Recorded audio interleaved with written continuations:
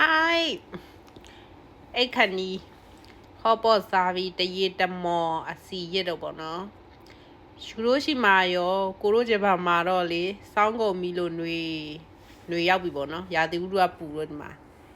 အဲကုန်းနေတော့ဖွင့်နေရပြီအဲ့ဒါပဲဂျပန်ကရာသီဥတုကမျက်နှာမလိုက်ဘူးပူလို့ရှိရင်လေမှန်လေးဖွင့်ထားမယ်မစင်စားနဲ့လေအားစားလေးပူကြီးချမ်းလို့ရှိရင်လေဘလောက်ပဲနေပူချိန်မရှိဘူးလေအားစားယူရင်းချင်းစီချမ်းအောင်အေးအောင်အေးတာယူရင်းချင်းစီထီကိုချမ်းတာຫນွေရောက်လို့ရှိရင်လဲ